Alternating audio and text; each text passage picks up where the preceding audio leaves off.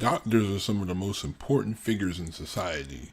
We trust them with our lives based on their extensive amount of schooling. They even take the Hippocratic oath to swear that they will do the best they can to help the patient. Harold Shipman was a respected member of his community, and he built trust with his patients, but he would betray them in the worst way possible. Welcome to the story of Dr. Death.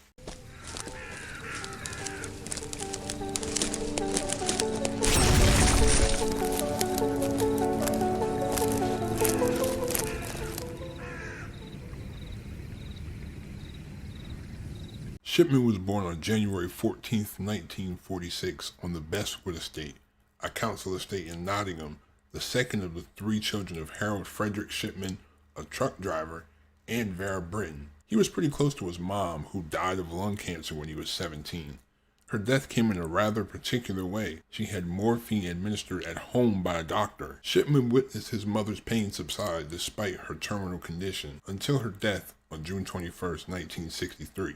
On November 5, 1966, he married Primrose May Oxtoby, and the couple had 4 children. He studied medicine at the Leeds School of Medicine, University of Leeds, graduating in 1970. Shipman began working at Pontefract General Infirmary in Pontefract, West Riding of Yorkshire, and in 1974 took his first position as a general practitioner at the Abraham Ormerod Medical Center in Todmorden. The following year, he was caught forging prescriptions for pethidine for his own personal use. He was caught with enough on him to kill hundreds of people. He was fined £600 and briefly attended a rehab clinic in York. Although he was fired from his job, he was not removed from the General Medical Council, the doctor's regulatory body. Instead, he received a warning letter. He worked as a GP at Donnybrook Medical Center in Hyde, Greater Manchester in 1977. He is believed to have killed at least 71 people while working at Donnybrook. He continued working as a GP in Hyde throughout the 80s and established his own one-man practice called The Surgery at 21 Market Street in 1993, becoming a respected member of his community.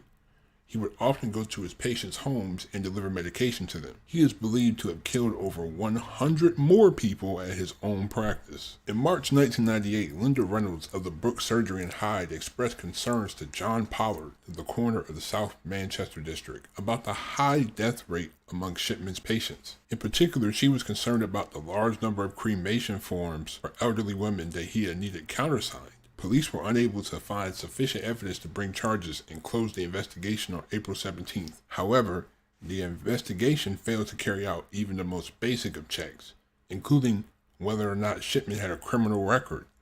If they had asked the medical board what was on his file, they would have seen that he had forged prescriptions in the past. Shipman had also covered his tracks by adding false illnesses to his victims' record. As a result, the investigation couldn't find a cause for concern. After the investigation was closed, he killed 3 more people. He would diagnose the patients with a disease that they didn't have as an excuse to inject them with the lethal dose of diamorphine. He would then watch them die right there or send them home to perish. A few months later in August, taxi driver John Shaw told the police he suspected Shipman of murdering 21 patients. Shaw became suspicious as many of the elderly customers he took to the hospital, who seemed to be in good health, died in Shipman's care. Shipman's last victim, and the one that would ultimately do him in, was Kathleen Grundy, a former mayor of Hyde, who was found dead at her home on June 24, 1998. He was the last person to see her alive.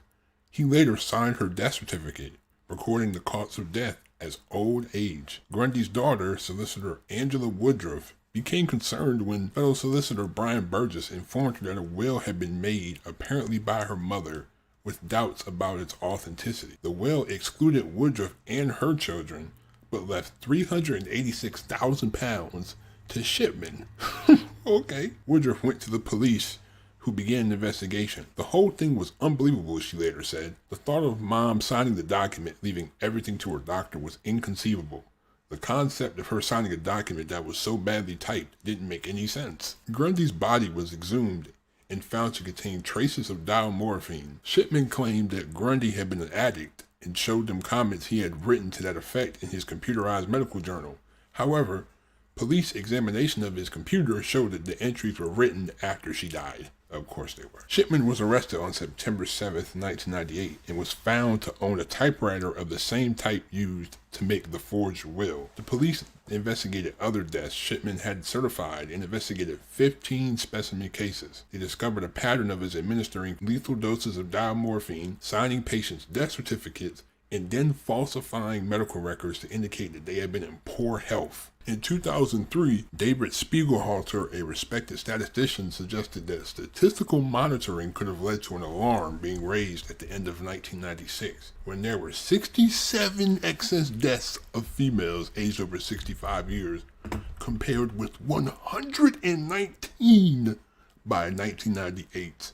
Shipman's trial began at Preston Crown Court on October 5th, 1999. He was charged with the murders of 15 women by lethal injections of diamorphine all between 1995 and 1998. These women were Mary West, Irene Turner, Lizzie Adams, Jean Lilly, Ivy Lomas, Muriel Grimshaw, Mary Quinn, Kathleen Wagstaff, Bianca Pomfret, Nora Nuttall, Pamela Hillier, Maureen Ward, Winifred Meller. Shipman's lawyers tried unsuccessfully to have the Grundy case tried separately from the others, as the motive was shown by the alleged forgery of Grundy's will. Like he probably wasn't doing that with all the other ones.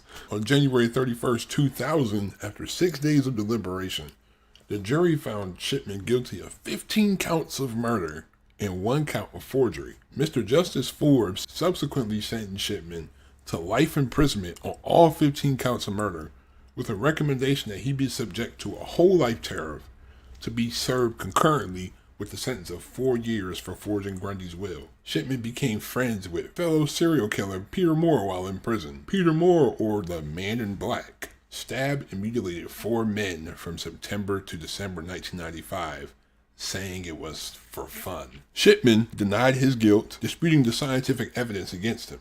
He never made any public statements about his actions. His wife, Primrose, maintained that he was not guilty even after his conviction. Shipman hanged himself in his cell in Haitian Prison, Wakefield on 6:20 a.m. on January 13, 2004, age 57. He was pronounced dead at 8:10 a.m. A statement from Her Majesty's Prison Service indicated that he had hanged himself from the window bars of his cell using his bed sheets. Some of the victims' families said that they felt cheated, as Shipman's suicide meant they wouldn't have the satisfaction of a confession nor the answers as to why he committed his crime. Shipman's death divided national newspapers, with the Daily Mirror branding him a cold coward and condemning the prison service for allowing his suicide to happen. However, The Sun ran a celebratory front-page headline, "Ship, ship, hooray." The Independent called for the inquiry into Shipman's suicide to look more widely at the state of UK prisons as well as the welfare of inmates. The Guardian had an article suggesting that whole life sentencing be replaced with indefinite sentencing, for this would at least give prisoners the hope of eventual release and reduce the risk of their ending their own lives by suicide, as well as making their management easier for prison officials.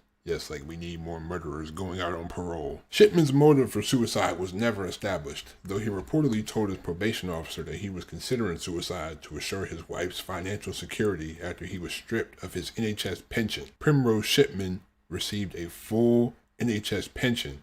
She would have not been entitled to it if Shipman had lived past the age of 60. Additionally, there was evidence that Primrose, who had consistently protested Shipman's innocence despite the overwhelming evidence, had begun to suspect his guilt. Shipman refused to take part in courses which would have encouraged acknowledgement of his crimes, leading to a temporary removal of privileges, including the opportunity to telephone his wife. During this period, according to Shipman's cellmate, he received a letter from Primrose exhorting him to tell me everything, no matter what. Shipman was eventually cremated on March 19, 2005. The cremation took place outside of normal working hours to maintain secrecy and was attended only by Primrose and the couple's 4 children. Normally you would think, okay, the guy's been arrested, he died, he's been cremated. The story should be over.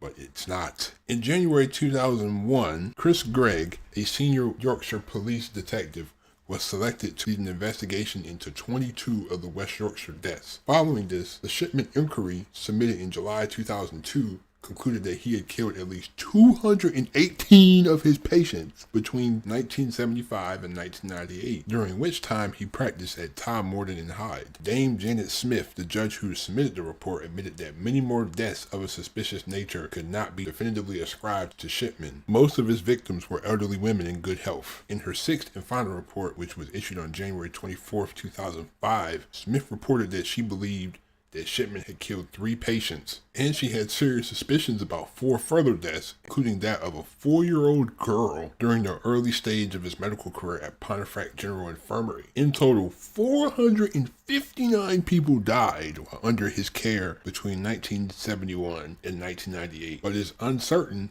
how many of those were murder victims, as he was often the only doctor to certify a death. Smith's estimate of Shipman's total victim over that 27-year period was 250. The General Medical Council charged 6 doctors who signed cremation forms for Shipman's victims with misconduct, claiming that they should have noticed a pattern between Shipman's home visits and his patients' deaths. All these doctors were found not guilty. In October 2005, a similar hearing was held against 2 doctors who worked at Thameside General Hospital in 1994, who failed to detect that Shipman had deliberately administered a grossly excessive dose of morphine. In 2005, it came to light that Shipman may have stolen jewelry from his victims. In 1998, the police had seized over 10,000 pounds worth of jewelry they found in his garage. In March 2005, when Primrose asked for its return, police wrote to the families of Shipman's victims asking them to identify the jewelry. Unidentified items were handed to the Assets Recovery Agency in May. Authorities returned 66 pieces to Primrose and auctioned 33 pieces they confirmed were not hers. As of early 2009, families of over 200 of the victims of Shipman were still seeking compensation for the loss of their relatives. In September 2009, letters Shipman wrote in prison to friends were to be sold at auction, but following complaints from the victims' relatives and the media, the sale was withdrawn.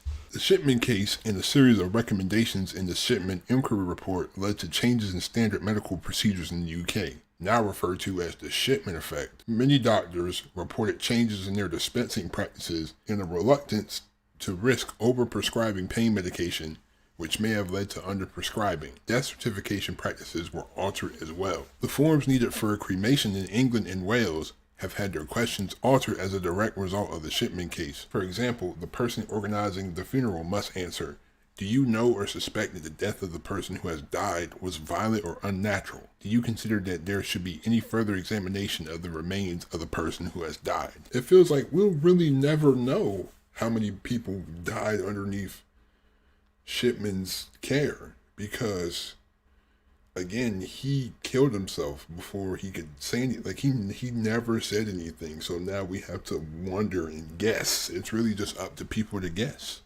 because all these numbers now are just guessing, but it's still just unbelievable, just the things he was doing. Like I guarantee you that Kathleen Grundy was not the only person whose will he had forged. He was probably forging all these people and stealing their money, as well as their jewelry too. So it's like, that's even crazier that a doctor would do this. But that's the story of Harold Shipman. Thank you for listening. I really appreciate you for listening to me tell this story. This is a very unique story when I first came upon it, because it's like the sheer number of people that I think died. It could be even more, which is unbelievable. It's crazy. But thank you for watching. I hope you enjoyed this. Leave a like, hit that subscribe button. Please be safe. I'm out. Peace.